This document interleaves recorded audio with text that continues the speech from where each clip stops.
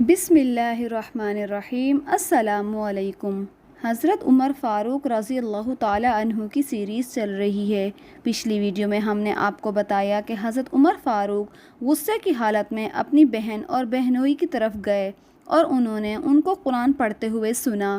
حضرت عمر فاروق نے اپنی بہن کے سر پر ایک ضرب لگائی جس سے ان کے سر سے خون بہنے لگا، تو انہوں نے اور ان کے بہنوئی نے حضرت عمر فاروق سے فرمایا کہ آپ جو کچھ بھی کر لیں ہم اسلام سے نہیں پھریں گے۔ حضرت عمر فاروق نے فرمایا کہ جو تم پڑھ رہے تھے وہ مجھے دکھاؤ۔ انہوں نے قرآن پاک کے کچھ اوراق حضرت عمر فاروق کو دکھائے۔ حضرت عمر فاروق نے جیسے ہی اس کی تلاوت کی تو ان کا دل قرآن کی طرف مائل ہوا اور انہوں نے فرمایا کہ بلا شبہ یہ کوئی جادو یا شاعر نہیں ہے بلکہ یہ ایک اللہ کا کلام ہے۔ وہاں پر حضرت خباب بن ارت بھی موجود تھے۔ انہوں نے حضرت عمر فاروق سے فرمایا کہ میں نے کل ہی نبی پاک صلی اللہ علیہ وآلہ وسلم کو یہ دعا کرتے ہوئے سنا ہے کہ الہی ابو جہل یا عمر بن خطاب کے ذریعے اسلام کو قوت عطا فرما۔ خباب بن ارت نے فرمایا کہ بس اے عمر، اللہ نے حضور صلی اللہ علیہ وآلہ وسلم کی دعا سن لی ہے۔ سیدنا عمر نے کہا کہ مجھے محمد صلی اللہ علیہ وآلہ وسلم کے پاس لے چلیں۔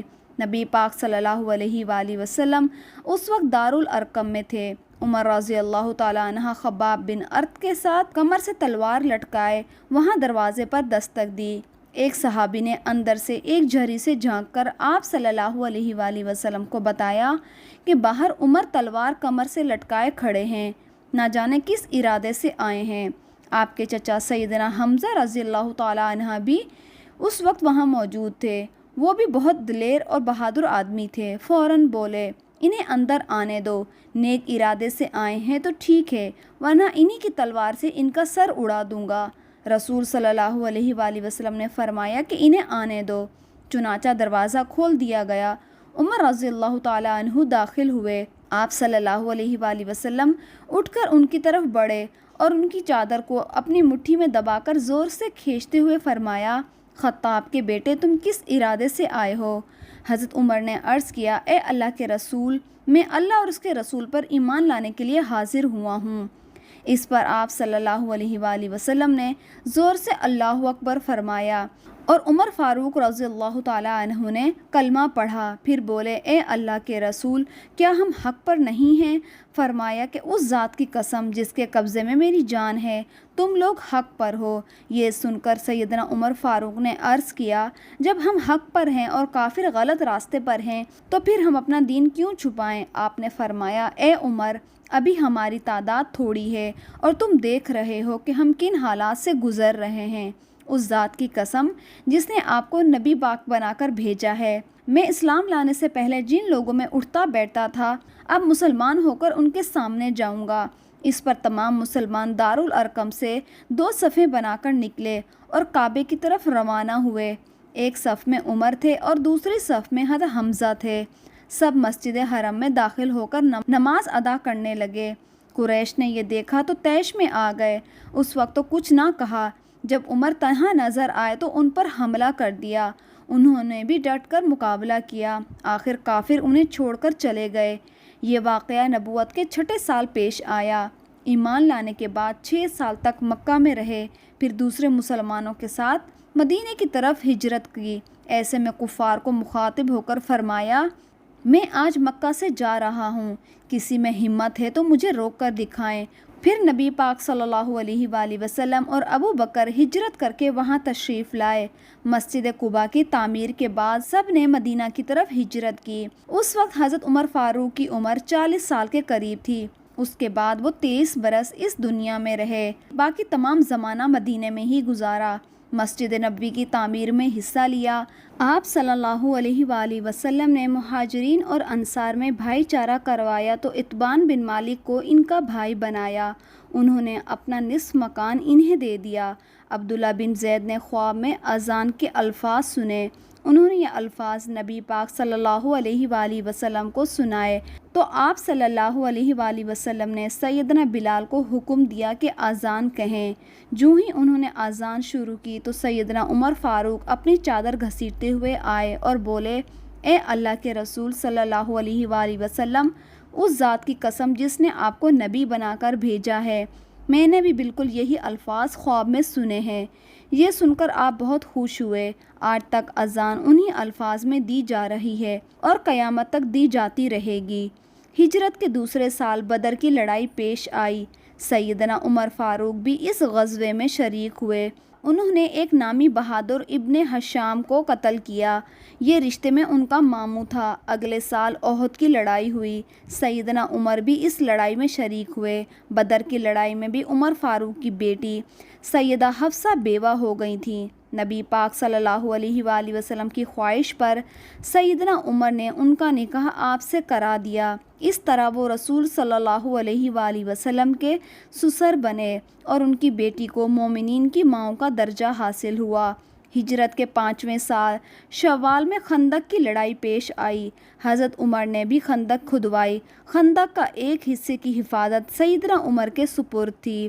بعد میں اس جگہ پر ان کے نام سے مسجد تعمیر کی گئی جو آج بھی موجود ہے۔ ہجرت کے 6 سال نبی پاک صلی اللہ علیہ وآلہ وسلم نے کعبے کی زیارت کا ارادہ فرمایا۔ 1400 صحابہ کے ساتھ روانہ ہوئے۔ ان میں حضرت عمر بھی شامل تھے۔ حدیبیہ کے مقام پر کافروں سے جو معاہدہ ہوا تو کچھ دوسرے صحابہ کے ساتھ حضرت عمر رضی اللہ تعالیٰ عنہ پر بھی برا گزرا۔ وہ رسول صلی اللہ علیہ وآلہ وسلم کی خدمت میں حاضر ہوئے اور عرض کی، کیا آپ اللہ کے سچے نبی نہیں ہیں؟ آپ نے فرمایا کہ یقیناً میں اللہ کا سچا نبی ہوں۔ پھر کہا کہ کیا ہم حق پر نہیں ہیں اور ہمارا دشمن باطل پر نہیں ہے؟ آپ نے فرمایا کہ ہم حق پر ہیں اور ہمارا دشمن باطل پر ہے۔ تو کہا کہ اے اللہ کے رسول، جب ہم حق پر ہیں اور ہمارا دشمن باطل پر ہے تو پھر ہم دب کر کیوں صلح کریں؟ آپ نے فرمایا کہ میں اللہ کا رسول ہوں، اللہ کے حکم کی خلاف ورزی نہیں کرتا، وہی میرا مددگار ہے۔ سیدنا عمر پھر ابو بکر کے پاس گئے اور ان سے بھی یہی کہا تو انہوں نے فرمایا کہ اے نوجوان، بلا شبہ نبی پاک صلی اللہ علیہ وآلہ وسلم اللہ کے رسول ہیں۔ وہ اپنے رب کی نافرمانی نہیں کر سکتے اور وہی ان کا ناصر و مددگار ہے۔ بس ان کی رکا کو تھامے رکھو، یعنی کہ ہر معاملے میں ان کی فرما برداری کرو۔ نبی پاک صلی اللہ علیہ وآلہ وسلم نے فرمایا کہ میں اللہ کا رسول ہوں، اللہ کے حکم کے خلاف نہیں کرتا، وہی میرا مددگار ہے۔ تب جا کر سیدنا عمر کو اطمینان ہوا۔ نبی پاک صلی اللہ علیہ وآلہ وسلم واپس روانہ ہوئے تو سورہ فتح نازل ہوئی۔ آپ نے سیدنا عمر کو بلا کر اللہ تعالیٰ کا یہ ارشاد سنایا کہ ہم نے آپ کو کھلی فتح عطا کی ہے۔ آپ نے فرمایا کہ مجھ پر آج ایسی صورت نازل ہوئی ہے جو مجھے اس دنیا سے زیادہ پیاری ہے۔ حضرت عمر رضی اللہ تعالیٰ عنہ نے حدیبیہ کی صلح کے موقع پر جو گفتگو کی تھی وہ خلوص نیت پر مبنی تھی۔ پھر بھی انہیں تمام زندگی اس بات کا افسوس رہا کہ کیوں انہوں نے اس طرح کے سوال و جواب حضور صلی اللہ علیہ وآلہ وسلم سے کیے۔ اس کے بدلے میں انہوں نے بہت سے روزے رکھے، کئی غلام آزاد کیے، بہت سی نفل پڑھیں۔ ہجرت کے 7ویں سال میں خیبر کی لڑائی پیش ہوئی۔ اس میں بھی حضرت عمر فاروق رضی اللہ تعالیٰ عنہ شریک ہوئے۔ 7 ہجری میں نبی پاک صلی اللہ علیہ وآلہ وسلم عمرے کے لیے تشریف لے گئے۔ 2000 مسلمان آپ کے ساتھ تھے۔ سیدنا عمر بھی ان میں شامل تھے۔ ذات سلاسس کی جنگ میں بھی شریک ہوئے۔ سلاسس جگہ کا نام ہے۔ یہ اس مقام پر قبیلہ جزم کا ایک چشمہ تھا جس کا نام سلسل تھا۔ مسلمان لشکر اسی چشمے پر اترے تھے، اس لیے اس غزوے کو ذات السلاسل کہا جاتا ہے۔ 8 ہجری 10 رمضان کو رسول صلی اللہ علیہ وآلہ وسلم 10,000 ہتھیار بند صحابہ کے ساتھ مدینے سے مکہ کی طرف روانہ ہوئے۔ اس میں حضرت عمر بھی شامل تھے۔ مکہ سے کچھ فاصلے پر آپ صلی اللہ علیہ وآلہ وسلم نے پڑاؤ ڈالا۔ اس میدان کا نام اب وادی فاطمہ ہے۔ قریش کے سردار ابو سفیان نے 2 آدمیوں کو حالات معلوم کرنے کے لیے بھیجا۔ پھر ابو سفیان خود نبی پاک کی خدمت میں حاضر ہوا۔ ایسے میں حضرت عمر نے عرض کیا، اے اللہ کے رسول، مجھے اجازت دیں میں ابو سفیان کا سر اڑا دوں، لیکن آپ نے ایسا کرنے کی اجازت نہ دی۔ اس موقع پر ابو سفیان نے اسلام قبول کر لیا اور اس کے بعد مکہ کے باقی پسماندہ لوگ بھی مسلمان ہو گئے۔ فتح مکہ کے بعد غزوہ حنین پیش آیا۔ اس غزوے کی ابتدا میں مسلمانوں کے پاؤں اکھڑ گئے۔ صرف رسول صلی اللہ علیہ وآلہ وسلم کے ساتھ چند صحابہ ہی میدان میں کھڑے رہے۔ ان میں حضرت عمر فاروق رضی اللہ تعالیٰ عنہ بھی شامل تھے۔ امید ہے کہ آپ کو ویڈیو پسند آئی ہوگی۔ پسند آنے کی صورت میں ویڈیو کو لائک، چینل کو سبسکرائب کریں۔